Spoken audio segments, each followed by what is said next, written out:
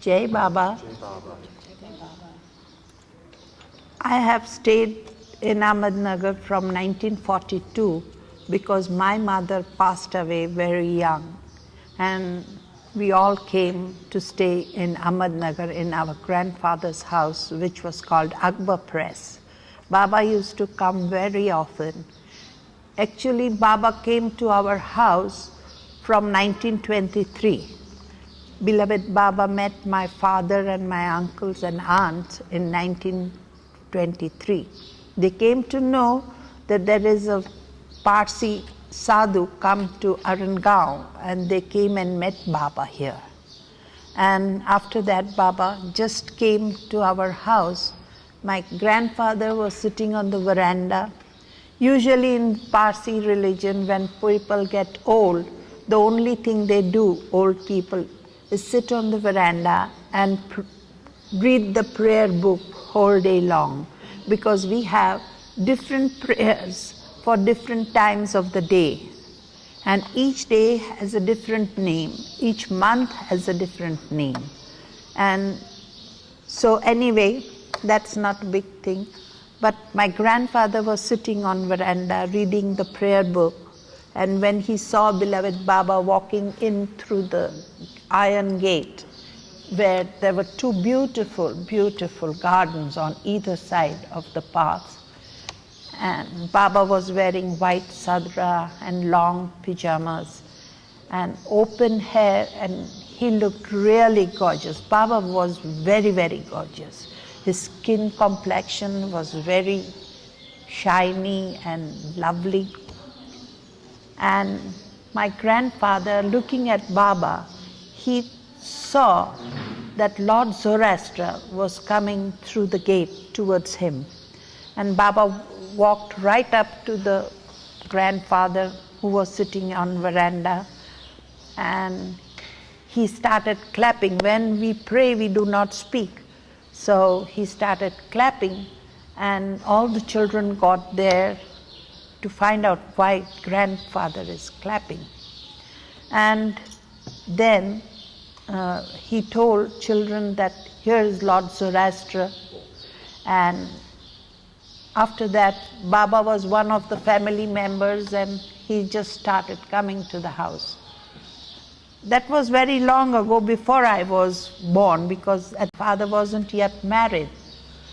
And when I came in 1942, maybe little later than 42, beloved Baba used to come to our house, and he would even have his lunch sometimes.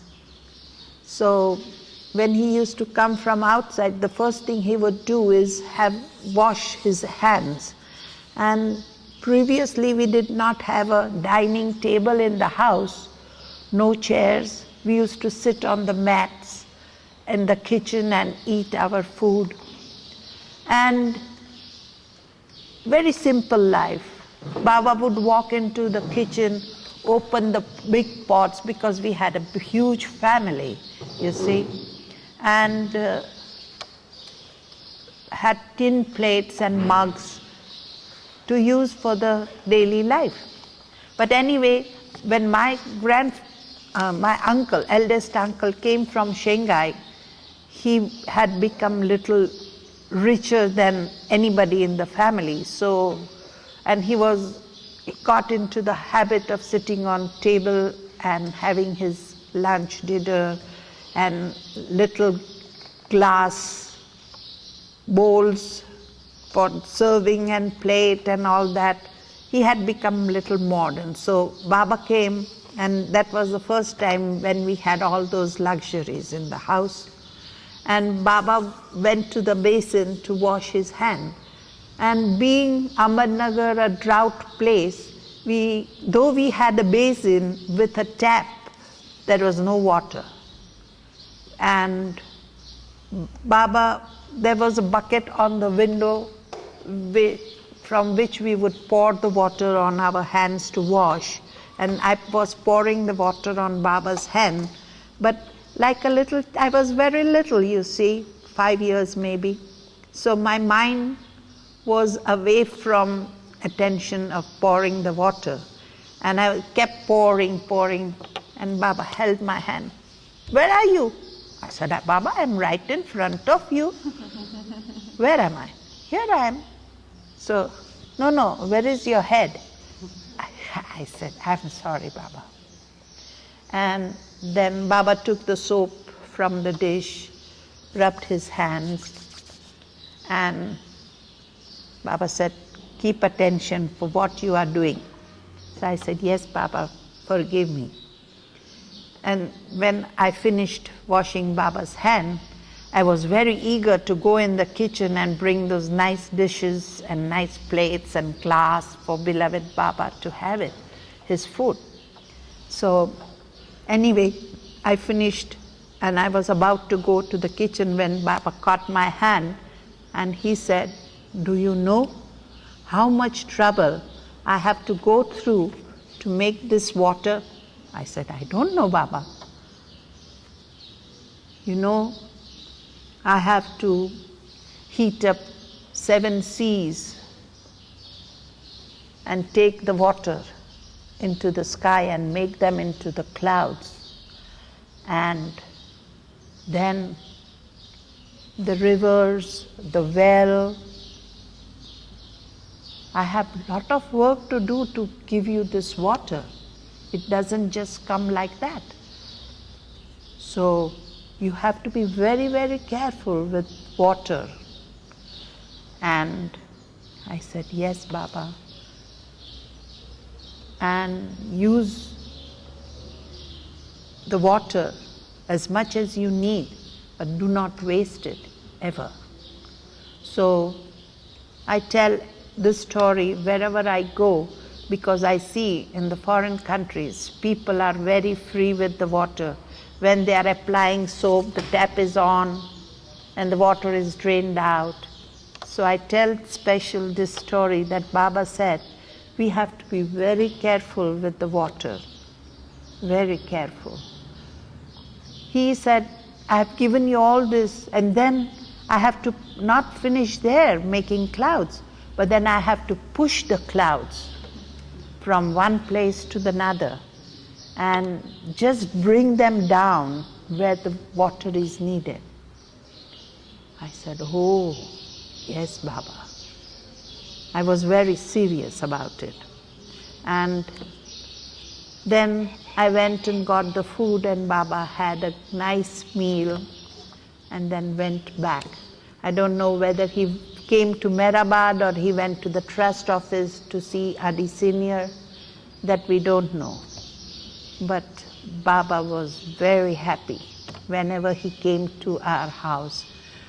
I'm very fortunate that I have played with Baba the marbles, gilli danda, flew the kites, because one of my brother who had polio could not play any other game except flying the kite.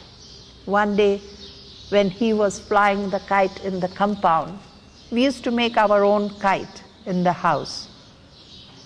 And I was holding the rim of that thread and Baba's car rolled in. Instead of going into the house, Baba came walking towards my brother.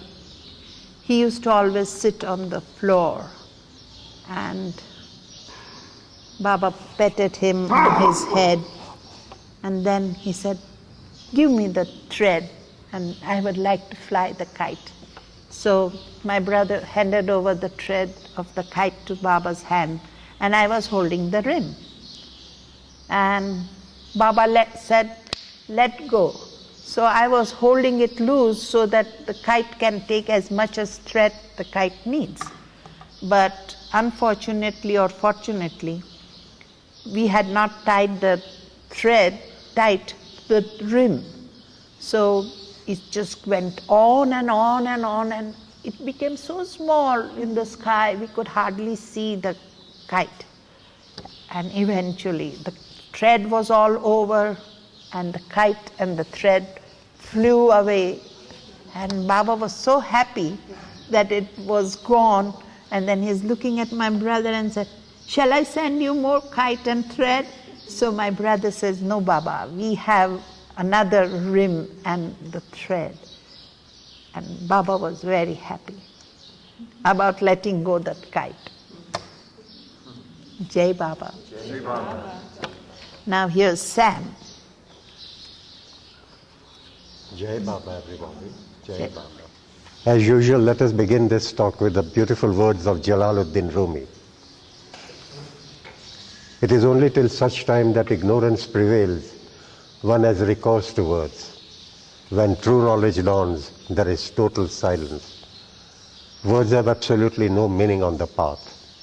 Actually, great masters have considered it as a waste of time.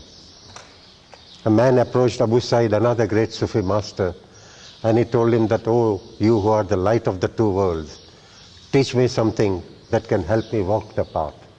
And Abu Said was a very hot-tempered master. And he says, you bloody fool, as it is, the human life is a very short span. Why are you wasting your time and mine? The only advice I give you is, go home and keep remembering him. Keep remembering him. That is the main thing. My brother Michael wanted to know something about the great Australian poet Francis Brabbison, who was one of beloved Baba's Mandi for a very long time.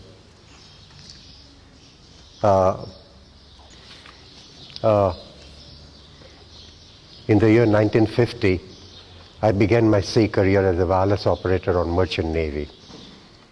And after that, my link with my beloved was only for the duration of the leave that I would get. In those days, contracts were very, very long contracts. As a matter of fact, my sea career also began by the grace of my beloved. In India, our education is divided into certain sections: high school, and then 2 years of college, first year and intermediate. And it is in these 2 years that you have to score the best marks so that you can get admitted to the university for your further career, like law, medicine, whatever. Unfortunately, I became friendly with a group of Indians who were very, very rich. And I wasted my time there, and I failed in InterScience. And then beloved Baba called me to Nagar, and he said to me, well, what has happened? Instead of telling him what had really happened, like a bloody fool, I blurted out that I have lost confidence in myself. And beloved Baba said to me that business is not in your destiny. Otherwise, I would have financed you to start a toy shop. Now, whether he was pulling my legs or what, I do not know. Anyway, he said, electronics is the up and coming line. Go to Bombay, go to St. Xavier's College in Bombay. It's an education institute run by the Roman Catholic Fathers. And they had recently started a special department for electronics. I got the prospectus from them and came back to Ahmednagar. And beloved Baba told me that, look, I normally don't touch the pen, but for your sake I'm doing it. And he marked 3 subjects: radio engineering, radio servicing, and wireless telegraphy.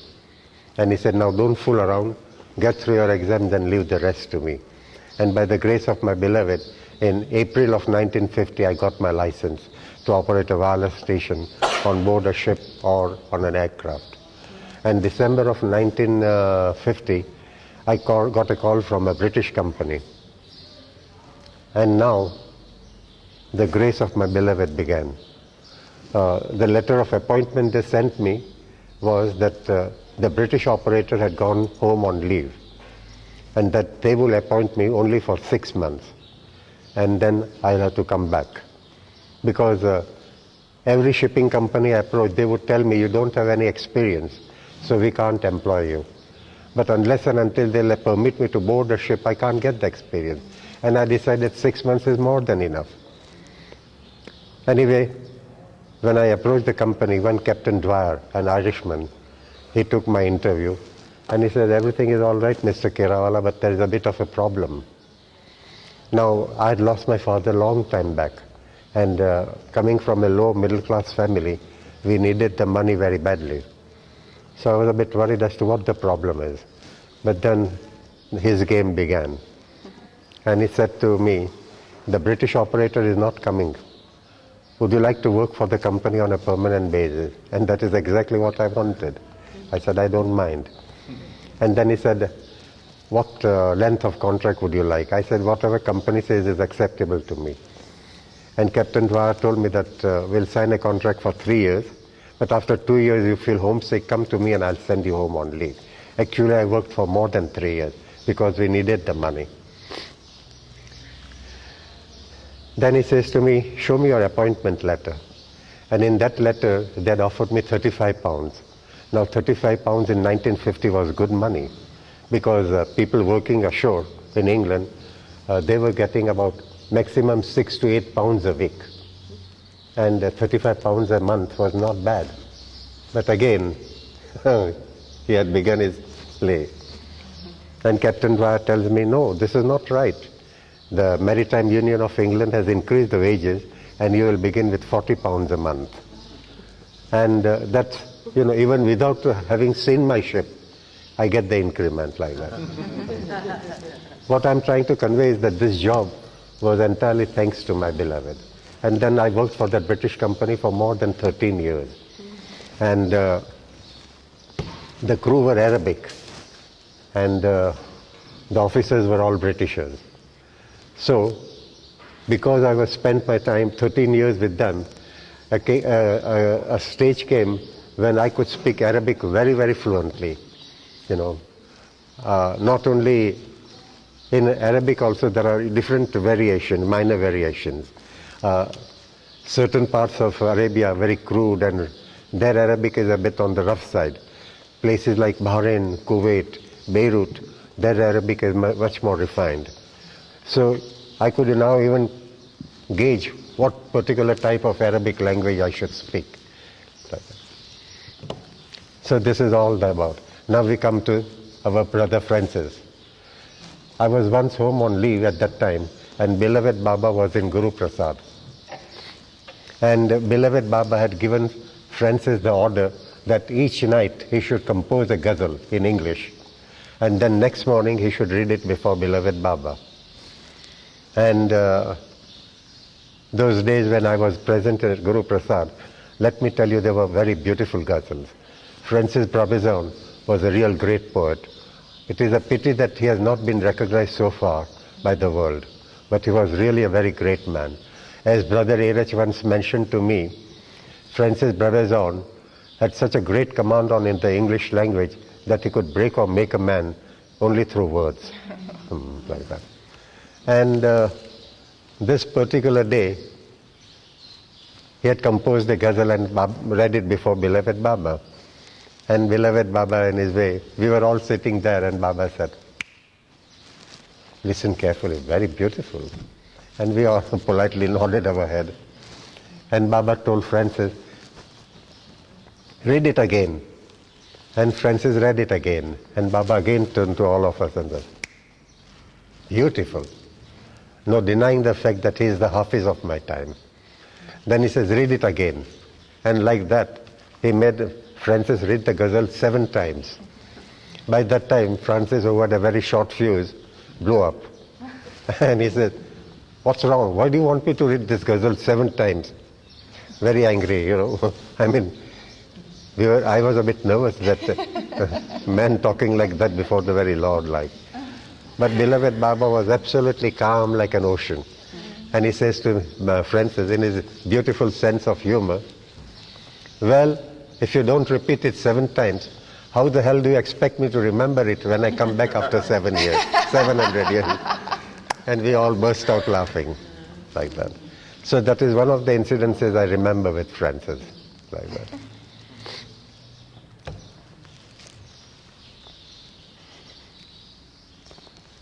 There was another incident, this was before I started my sea career. As a young boy, I was still studying. And beloved Baba came to Bindra house, my brother Erich's house, and I was there. And Baba asked me, what are your future plans in education and all that? Somehow or other, my mother always felt that she must poke her nose as and when she felt like it. So before I could even answer it, she says to Baba, all the time he's reading detective novels and things like that, and he wants to be a cat burglar. Now look, this is the reaction of a human being. But how did God react to that? He said, wonderful. Yeah. But he put a break to that. And he says, if you can catch my middle finger, then go ahead and become a cat burglar. If you don't, then give up the idea.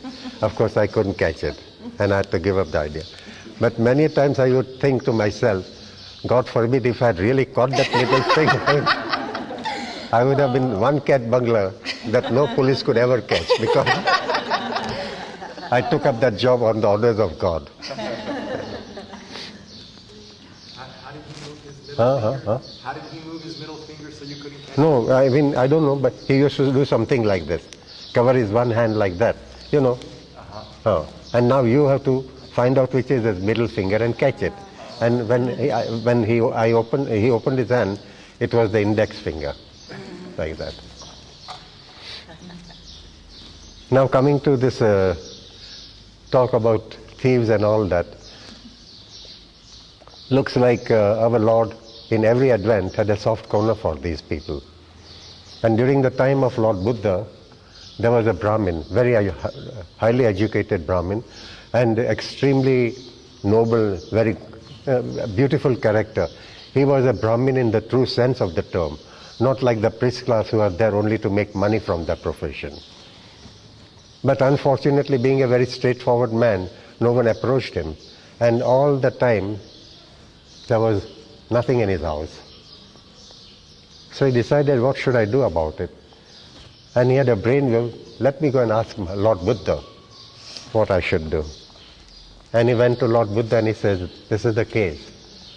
I'm trying to live my life as decently, as honestly as I possibly could, but I don't earn anything. And there are days when my family and I, we are literally starving. And Lord Buddha says, well, if you cannot earn your living in an honest manner, then the only other alternative is to earn it dishonestly. And the Brahmin was, what? Well, go ahead, don't worry. And he says, now you can become a cat burglar, but there are certain restrictions. Do not rob anyone who is poor. Do not rob any house or any family where meanness prevails. Only rob those houses where wealth flourishes like anything. So when given the permission, the very next night he started his profession. And he came to Jai Baba Ma. He came to a house of a poor man, and the mother is telling the children, please go to sleep tonight, I have nothing to offer you. And he remembered the words of the Lord, do not rob anyone who is very poor.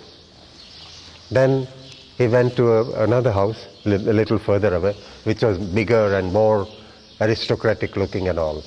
And he felt this is the right place to rob. But even as he was trying to enter, the head of the house was shouting at his wife and saying, I'm checking up the accounts today, and I find that there are 10 rupees missing. Where did the 10 rupees go to? You know, shouting and all that. And he remembered the orders of Lord Buddha. Do not rob from a house where their meanness prevails. And then he decided, why not go straight to the palace of the king?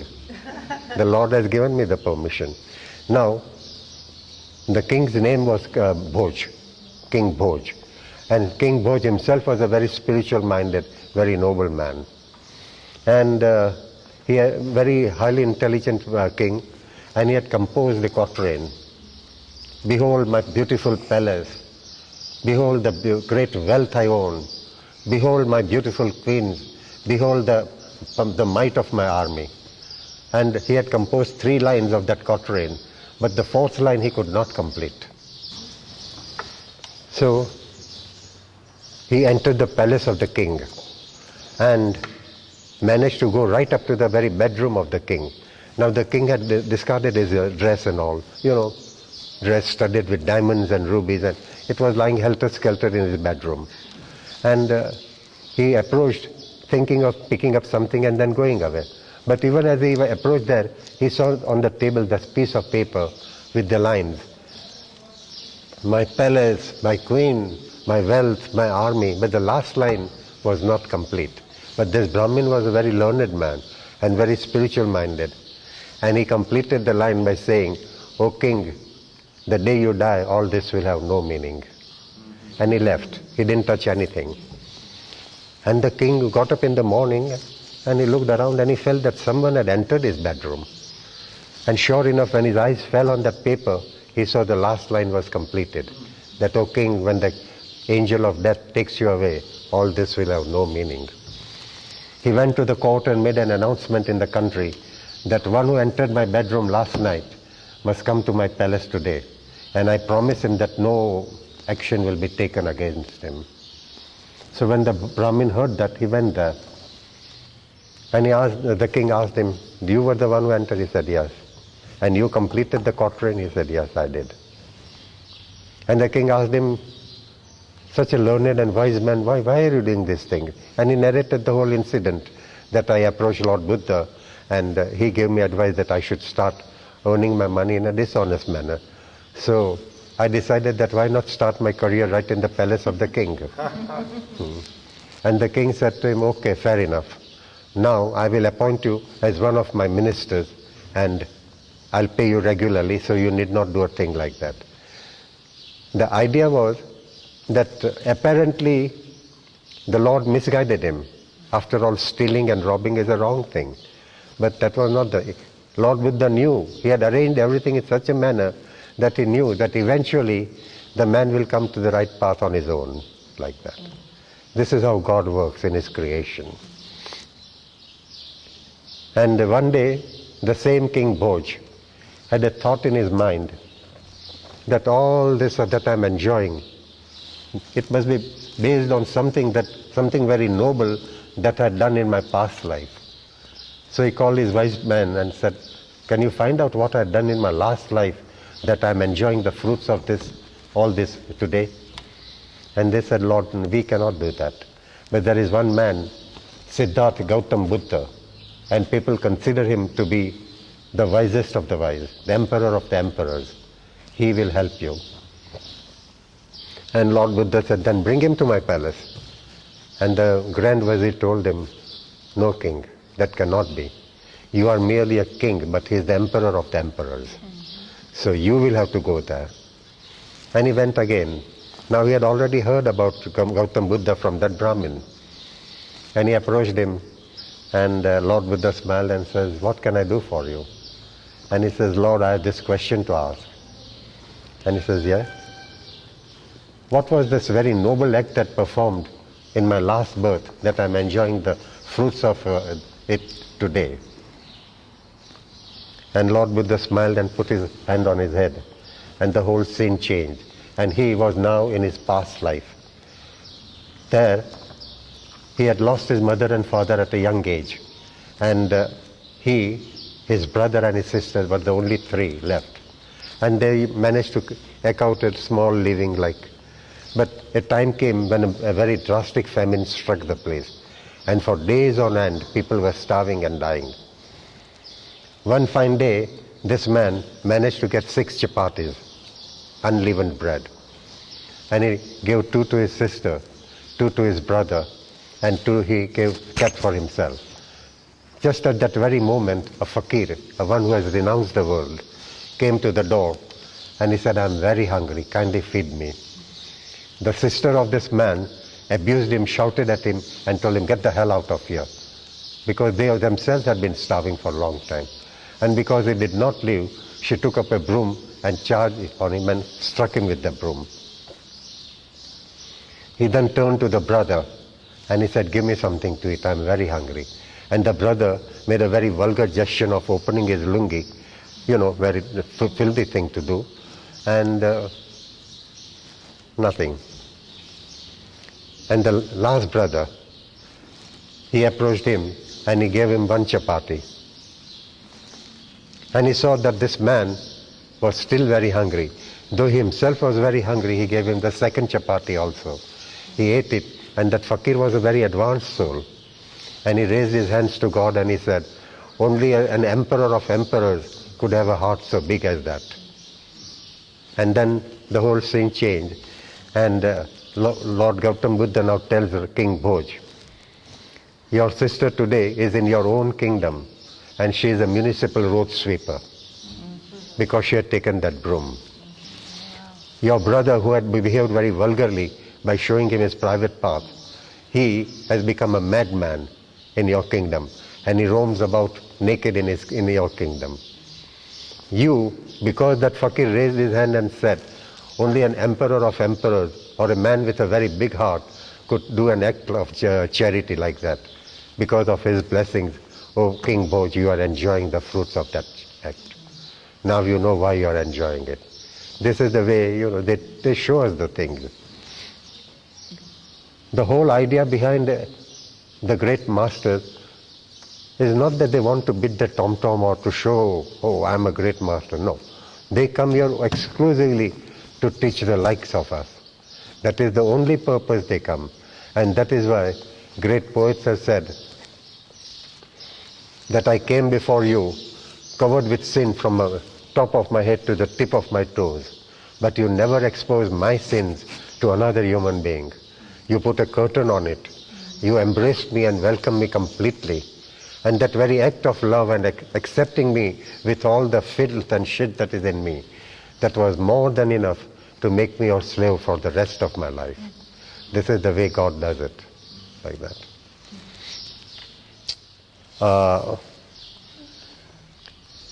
A certain man, I will not name him, he was working in the Indian Railways and in the cargo section.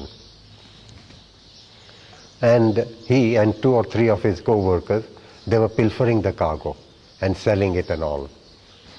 So for quite some time things went on very smoothly, but eventually the police nabbed them. And they were not imprisoned, but the matter was brought before the court. The one amongst them was a Baba lover. So he came running from South India to Meherabad. And he tells Baba said, what is it? Why are you so afraid and panicky? And he explained the whole situation. Now, God gave him a chance. And he says to this man, you didn't do that. He should realize that he's standing right before God. And he should have spoken the truth. Then the whole thing would have changed.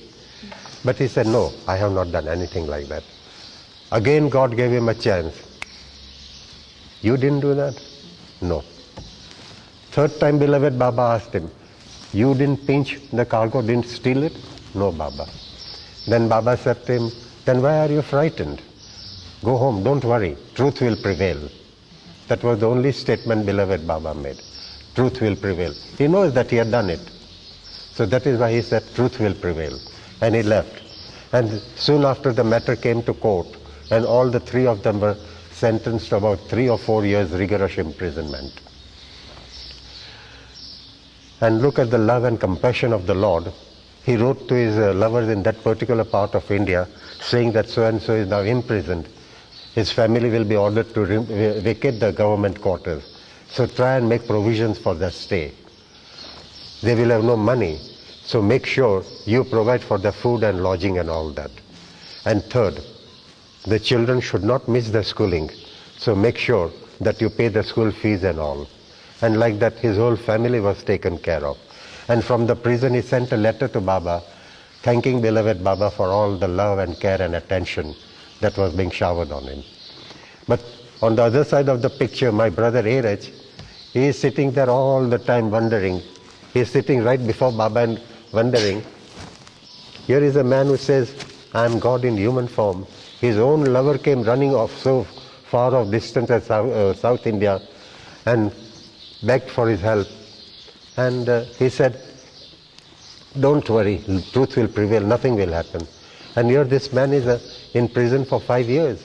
What sort of a God is he? These thoughts were continuously playing in Erech's mind.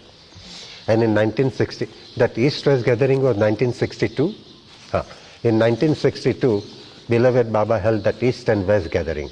For the first time, East and West met at the lotus feet of the Lord. And Erech, of course, is there on the stage with beloved Baba. And a long queue was there. And this man who was just released from the prison was in the queue. And the doctors that suggested that the stage should be so high that people taking darshan of beloved Baba should not put their weight on his feet because of the 2 car accidents. The feet were damaged. 2 or 1, no, 2 accidents. Yeah, 2. So when this man came over and he bowed down to beloved Baba, not because of that man, but because of that continuous thought that was there in Erech's mind, Baba gestured to 2 of them, pick him up and bring him before me. And there are nearly 25 to 30,000 people are sitting in that pandal, all Baba lovers. If he wanted, he could have immediately exposed that man on the public address system, that this is what had happened. But he does not come here to expose your weaknesses or your faults. He always puts a cover on it. So before 25, 30,000 people who are present there, no one is aware of what is going on, but beloved Baba, that man and Erech. And Baba said to him, 5 years of rigorous imprisonment. Yes, Baba. Now we are free. Yes. Now tell me the truth. What happened? And like a bloody fool, now he says, I was the greatest culprit. I had robbed the maximum cargo possible. And Baba told him, remember what I told you? Truth will prevail. And then Erech realized what had happened. And then not only did he realize that, but he realized also how loving and careful is he, that knowing all this, he had made arrangements that his family should be taken care of. And this is God. This is how it is done. It is a very pleasant November day in Jerusalem, and a divinely beautiful man was sitting on a mound of earth, and he was lost in his reverie. And a woman was bowing at his feet and gazing at him, and she was saying to herself in her heart, who is this man? Is he a human being? Is he a Satan, or is he God in human form? And every fiber of her being cried out, once in a million years, the creature has the great good fortune to be present before the Creator. Today is your day. If you have enough courage, take that opportunity, don't lose it. And with tears flowing down her eyes, she bowed at his lotus feet and washed his feet with her tears. And that divinely beautiful man shook himself from his reverie, and he looked around, and he says to the woman, woman, has no one condemned thee? And she said, no, no one, Master. Neither do I. Go, sin no more. The divine authority of God. And that man was none other but our Lord Jesus. Go, sin no more. And the woman was who, Sam? And the woman was who? What? Who was the woman? Is Woman, you can call her Jane. I do not know her. I don't know. I like Jane.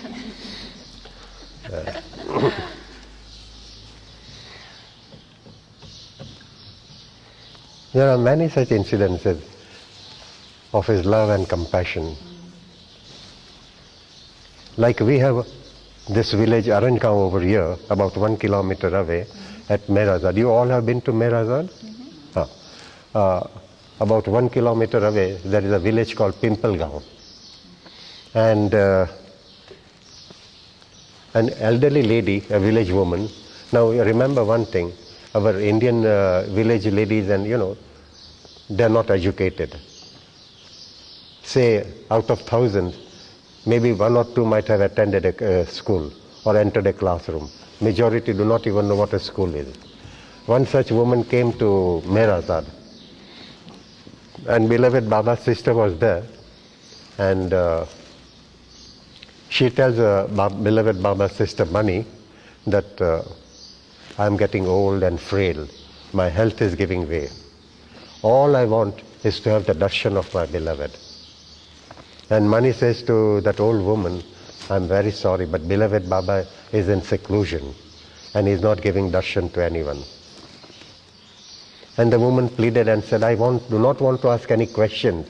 I have no interest at all. All I want is that before I leave this world, I should have the darshan of my Lord. And Mani said, I'm very sorry.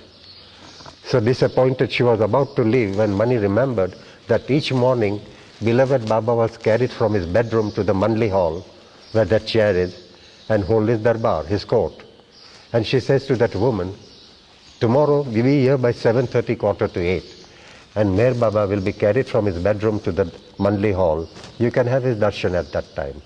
And woman said, that is all I want. I want nothing more from my beloved. Just one look at him. And she was present there at 7:30 next morning. And about 7:45, 4 people carried beloved Baba in that chair. That chair is still there in the Mandli hall with that long arms to it. But as he was brought out, Mani saw that beloved Baba had completely covered his face with a bath towel. And she is saying to herself in her heart, I call this old woman for darshan. What darshan will she have? Baba has completely covered his face with a bath towel. But because her yearning was genuine, because the desire to have the darshan of the Lord before she departed was so powerful, so forceful, that when beloved Baba was hardly about 3 feet away from that woman, he completely removed his towel, looked at her, and went in and finished. The joy of that woman was complete. And then about 2 or 3 months later, we heard the news that she had departed, like that. The different ways in which God works in his creation. Yes. This is another incident where the love and compassion of God is not only directed to the human beings, but to the very least of his creation. And here we have to remember the words of Lord Jesus. That which you have done unto the very least of my creation, know that you have done unto me. Beloved Baba was somewhere in central India, and because he was going to stay there for a long time, they had rented a bungalow. The ladies, man Mandli would be segregated. They would be, staying in the outhouses of that bungalow. And beloved Baba's darbar, dinner would be at very early hour. As soon as the twilight began, about 5 o'clock. 5 o'clock. So about 5 o'clock, the dinner was also very simple, very crisp wheat chapati and green salad. So after that, Baba and they would all sit there and chit-chat, a casual conversation. And as they were sitting, a gecko, chick, chick, chick, chick, went up the wall and ceiling and dropped a bit of dirt on beloved Baba's head. Beloved Baba's cousin and disciple Naja saw this, and she remembered that gecko because that gecko was real big one, nearly 12 inches long, from tip of the mouth till that end of the tail.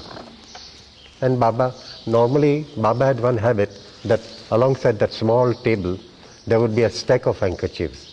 Baba would use the handkerchief only once and then discard it. Discard it means get it washed. So he picked up a handkerchief, cleaned it, and the conversation flowed very smoothly. Next evening, again the same thing happened. Chick, chick, chick, chick, went up and again dropped a bit of shit on beloved Baba's head. Baba picked up a handkerchief, cleaned it and discarded it. Third night it happened, and Naja decided that now I will kill this bloody gecko. Each night she dirties my beloved's head like that. So on the 4th day, she was fully prepared with a very long handled broom. And sure enough it came. And as soon as it came, Naja caught hold of that broom and charged. And the Lord, acting as if he had not seen that broom at all, he said, what's going on? Has she gone mad? What is she doing? And Naja said, Baba, for the last 3 nights, this bloody thing is dropping shit on your head. And I want to kill it. And Baba said, why? Didn't you see that I pick up a handkerchief and clean myself and there ends the matter? Why kill it? No, Baba, this is not good. Why should it be tail line? And Baba said, now shut up and sit down. Keep quiet, sit down now. And told her never to harm anything like that. Never ever. And she sat down, again that divine humor, looking at Mera, Mani and his, ladies, real big ones, the aristocrat of his Kadarba. And he looked at them and he says to them, know one thing, this gecko is less pain in my neck than you all put together.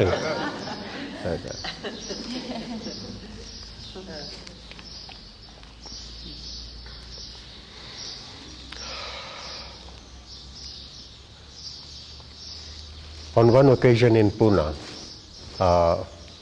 Guru Prasad, Baba would be staying at Guru Prasad, and the Guru Prasad was a palace of one Maharani of Baroda. Maharani is a minor queen, something like, in England you had the lords and ladies with vast acreage of land, a palatial abode, things like that. And it had a beautiful approach, lovely garden all around, and beautiful statues there. And one of the statues, a female form, was holding a tray, big tray like that, and that tray was always full of water for the birds to drink that water. One afternoon, beloved Baba was sitting on the veranda of that palace, and his sister Mani was there. And casually Baba says to Mani, "Mani, is there water in that tray for the birds to drink?" Now, normally the water is always there. So Mani, feeling that the water is always there, just said to Baba, "Of course, Baba, water is there." About 15-20 minutes later, Baba said, "Mani, are you sure the water is there in that tray?" "Yes, Baba, water is there." Oh. Another 15-20 minutes and Baba said, "Mani, are you sure that water is there?" Now Mani became a bit alert. Something is wrong someplace. She went over to the statue and there was not a drop of water in it. So Mani got that whole tray full of water and she came back. And Baba smiled and said, "Without checking up, you even dare to bluff before God himself?"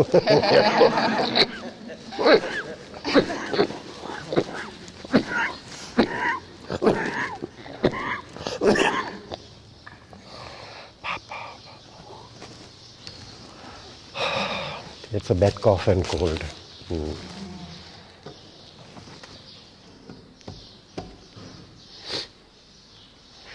Beloved Baba in his book God Speaks has given us a discourse on the subject of the everything and the nothing.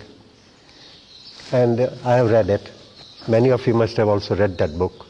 And it's a beautiful discourse, no denying it. But one thing the Sufis had realized, that to impart the infinite truth of God's relationship, the best method is by parables and stories. That is why great masters, Jesus, Buddha, beloved Baba, Muhammad, all of them, they would follow this habit of imparting truth to us in a form of a story, which always grabs the attention of human beings. So, what was I talking about? God speaks everything and the nothing. Everything and then nothing, yeah. So, there is a very beautiful parable by Jalaluddin Rumi. And that parable, in a very sweet and beautiful manner, teaches us the real meaning of the word everything and the nothing. During the time of the Persian Empire, there was a king by the name of Faridun. Not only was he a great conqueror and an administrator, but he was a real good king, very noble and all that. And he had taken the borders of the Persian Empire to all the known areas of the world. And every time when he came back after a victorious battle, a huge banquet would be held in his honor. And the dignitaries from all his kingdom, beautiful ladies very beautifully dressed, men beautifully dressed, they were all there present there. And in his own lifetime, Faridun was addressed as Faridun the Great, none greater than him. On one such occasion, when the banquet hall was all ready, full of beautiful ladies dressed in very beautiful clothes and men and all, but Faridun had not yet come into the banquet hall. So they were all waiting for the emperor to come. In the meantime, a very strange looking man, very simply dressed, entered the banquet hall. But so overpowering was his personality that no one could stop him. And he went and occupied the seat meant for the emperor.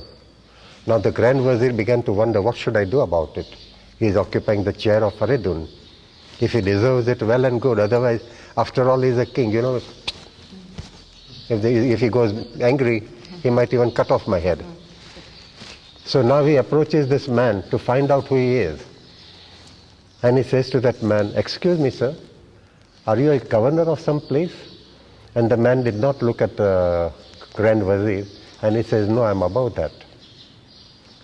And the Grand Wazir says, "Then maybe you are a king of a kingdom."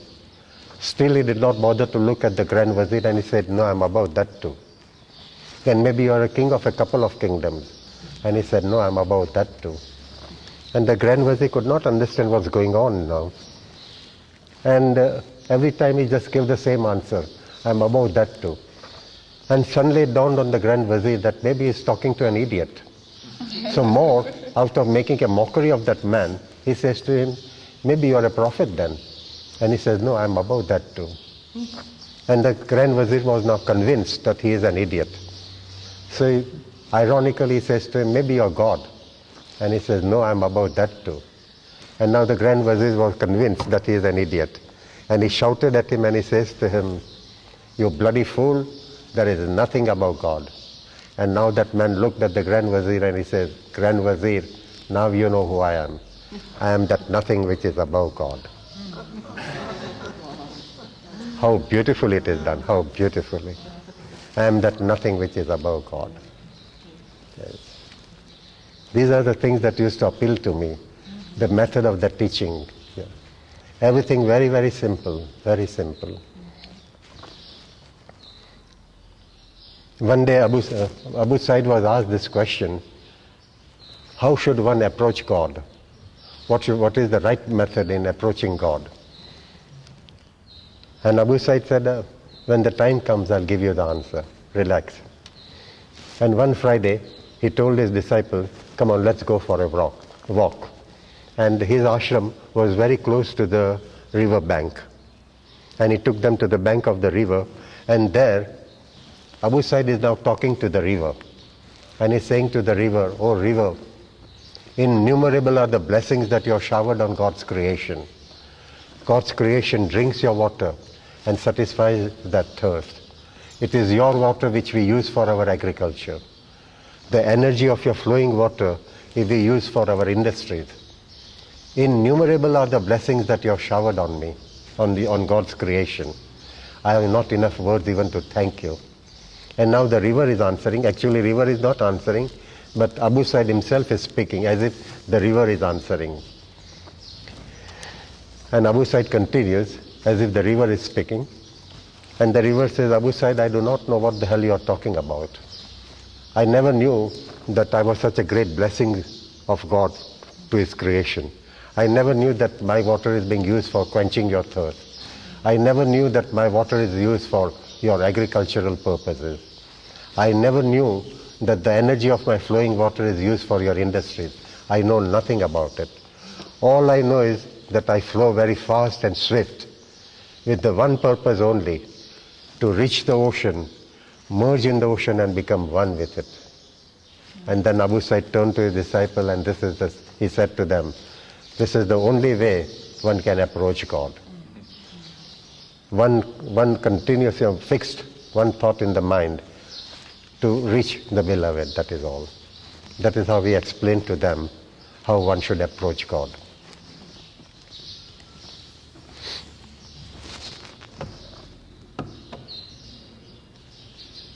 On one occasion, Swami Vivekananda, after completing his talk, he said,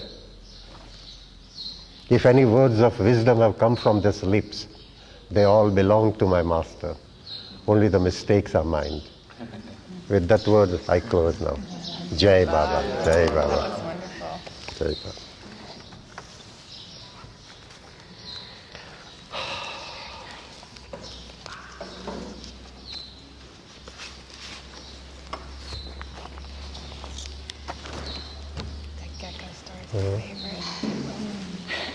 Jai Baba. Oh.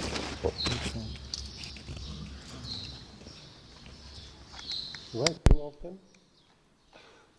Oh, in case, well, this one. Sam, we need two microphones because of the double meaning for everything you say.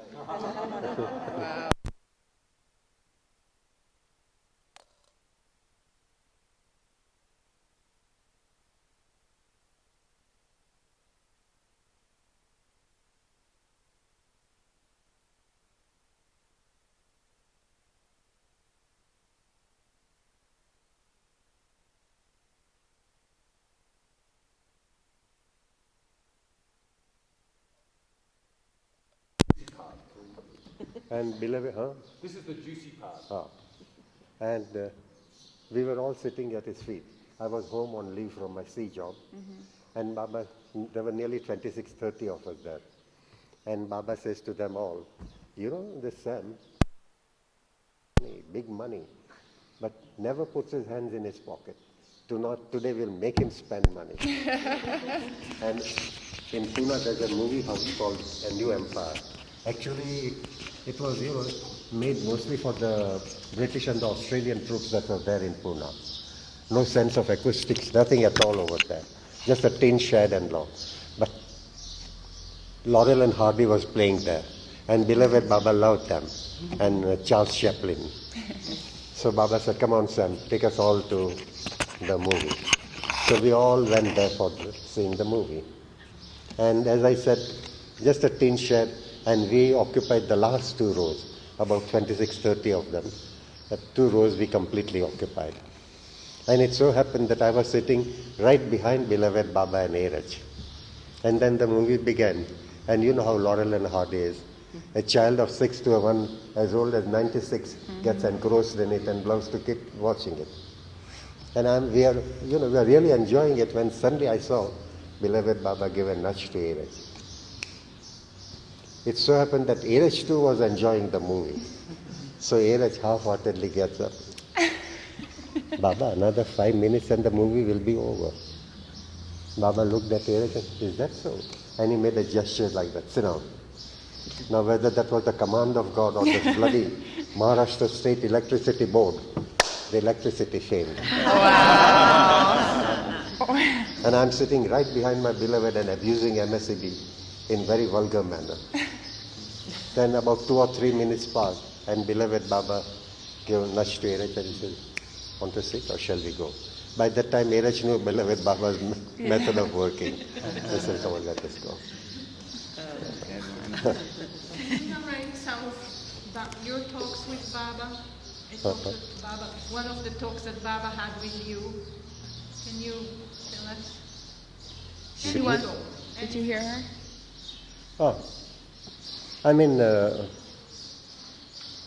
On one occasion at Guru Prasad, it was about 3:30 in the afternoon. And suddenly his eyes fell on me. And he says to me, Sam, you are working on a ship and you go, high up in the northern latitudes, very high up and all. I said, yes, Baba, we go very high up. And Baba said, snow, sleet, very cold and all. I said, yes, Baba, it is. And then he says to me, have a little alcohol. Now, if a stranger was present there, he would start thinking, what sort of a God is he? He's teaching this young man to drink? But no.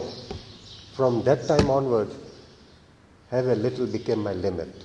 So if any time I was invited to a party or a drink, what I would do is I would take that little alcohol and keep topping up my glass with soda water, so that no one would say, your glass is empty, go and have another one, like that.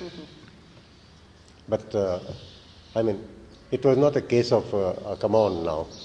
Now that you've begun, there is no end to it.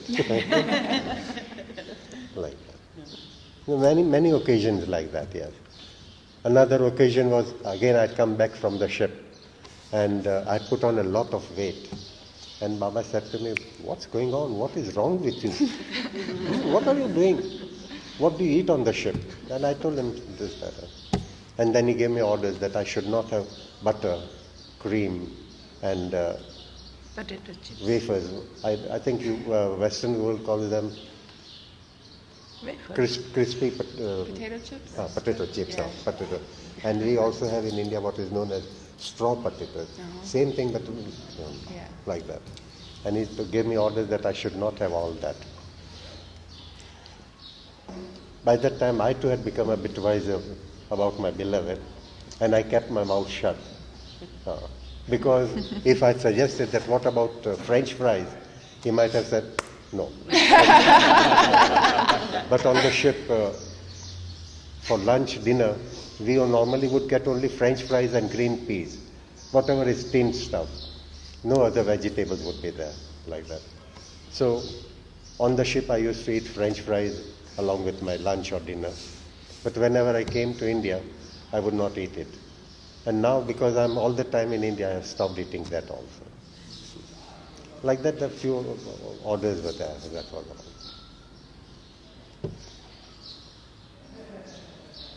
And with all that, his sense of humor would always be present.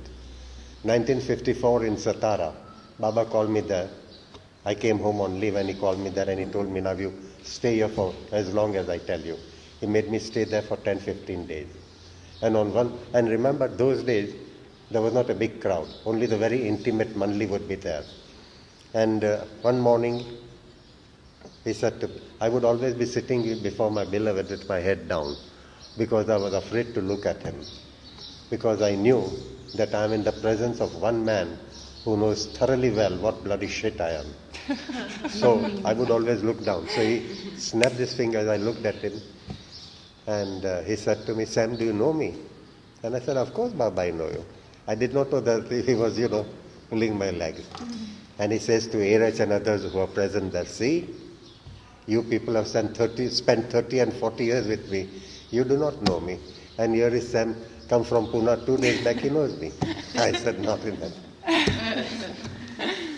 His sense of humor. The same thing with Francis Brabbison. If you cannot repeat it for 7 times, how will I remember it when I come back after 700 years? And what was the thing with the cigarette case that you used to bring? Cigarette case. Huh? You used to bring a cigarette case for A French Erich 555. Huh? You used to bring from the ship. Me? Yeah. No, I never brought cigarettes from. I never. I used to bring from America. That time there were not many Americans coming to India. And beloved Baba loved Tide. Tide is that detergent soap. And because I was constantly both on the eastern and the western seaboard, I realized that buying anything down south is cheaper than buying it in New York or other places. Yeah.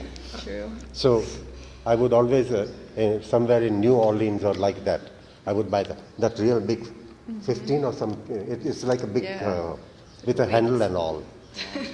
And I remember I bought one like that. And from downtown I would come to the port area in a bus. And I was sitting here and on the other side the husband and wife were sitting. And they thought that this man doesn't understand English, and they were saying to each other, he must be running a laundry or something. Like that. But look at the beauty of it. I mean, what are we capable of doing for him? Nothing. But whenever I would be present, and the beloved Baba would be there in Meherabad, he would regularly take it. Beautiful, that type. And then he would do say, Sam brought it for me. Sweet. So these were the items that I would bring. And once in a while, Baba lovers of that time would send some item, like beloved Baba's sister Mani had a 16mm camera, movie camera. 16mm or 8mm, I do not know. So Murshida I would use and others would send films and other items like that, lipstick, ladies' perfumes and all. And I would carry all that too. Because in those days there were not many like that. So I was sort of a liaison between America and India. But I never brought cigarettes. No.